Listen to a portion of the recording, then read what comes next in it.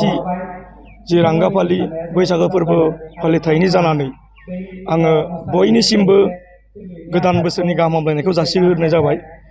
दा दिनै रांगाफालि बैसागो फोरबो फालिथाय आफादा जोङो दिनै फैयै फैयै 35 बोसोराव आगान सुरबाय। मानो होनना बुङोब्ला रांगाफालि गामिया बा रांगाफालि गामिनि जि लाइमोन सेंग्रा सिख्ला बेजों लोगोसे जोंनि जि मेलेमजिबि समाज सिबियारि गामिनि गासैबो बोराइ बेन्थ खौसे जानानै जोङो बे हाबाफारिखौ जोङो फालिनाय जायो। आरो बेनि गुबै थांखियानो जाहैबाय जे जोङो हारिमु बिथिङावबो जोङो गामि हिसाबै गिबिसिनै जोङो खामानि मावनो लानाय जादोंमोन। आरो बे हिसाबैनो जोङो 35 बोसोरनि गेजेराव जोङो दिनै बेखौनो फोरमायनो मोननानै गोजोननाय मोनदों जि रांगाफालि गामिया मालाबाबो जोङो बोराइ बेन्थ जोंनि समाज सिबियारि मेलेमजिबि सेंग्रा सिख्ला अराय सम जोङो अनलायनानै जोङो खामानि मावो आरो बैसागो फोरबोखौ जोङो गाजा गोमजायै फालिबोयो। बेजों लोगोसे साननैनि हाबाफारि लानानै बे हाबाफारिखौ लानाय जायो। मानो होनना बुङोब्ला जोंनि उन्दै उन्दै लाइमोन सेंग्रा सिख्लाफ्रा जायफोरानोखि हाइ स्कुलाव फरायगासिनो दङ, एम इ स्कुलाव फरायगासिनो दङ, जायफोरानोखि मेट्रिक आनजादाव मोजाङै रिजाल्ट खालामनो हाबाय, जायफोरानोखि हायार सेकेन्डारि आनजादाव मोजाङै रिजाल्ट खालामनो हाबाय, बिथांमोनखौ बे बैसागो फोरबोनि गेजेरजोंनो जोङो जोंनि जि फरायसा बिथांमोनखौ थुलुंगा होनो थाखाय जोङो बेवहाय बरायनाय जायो।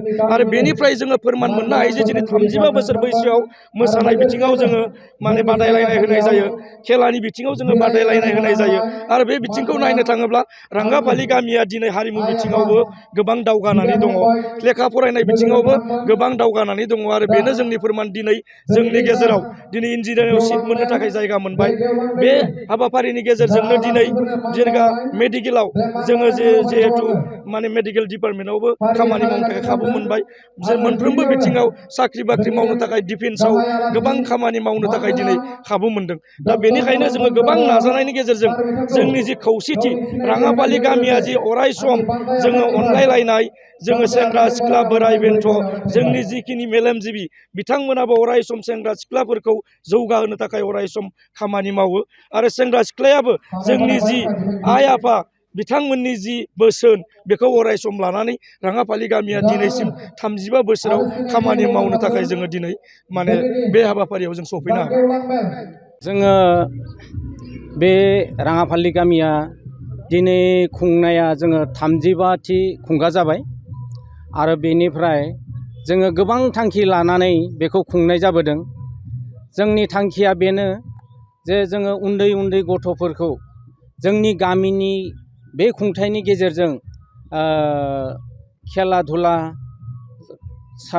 गेलेनो हानाय बा फरायनाय बिथिङावबो दावगानो हानाय बा गान रोजाबनाय बायदिसिना आयदाफोराव दावगालांनो हाथों होनना बेखौ थांखि लानाय जादों। जोङो गोदो गोदाय आबौ आबैनि दिननिफ्रायनो लाबोदों होनबाबो गोरोन्थि जाया। दुलाराय बर' हारियानो जोंनि बेफोरबायदि खुंनाय नेमखान्थिया दङ। आरो बेवहाय जोंनि मिथिंगायारि सान्थौबो हाबनानै दङ। बेखायनो जोंनि बिटिआरआव थानाय तामुलपुर जिल्लानि जोंनि राङाफालि गामियाबो बेखौनो साननानै लाबोदों। आरो बे खुंनायनि गेजेरजों जोंनि गामिया खौसेयै दङ दिनैसिमहालागै।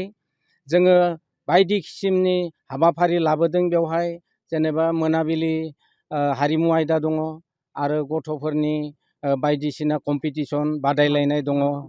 आरो उन्दैया गिदिरखौ खुलुमनाय फुङाव बेफोरबायदि मान बावनाय दङ। आरो रंजानाय बाजानाय गोबां आयदा दङ।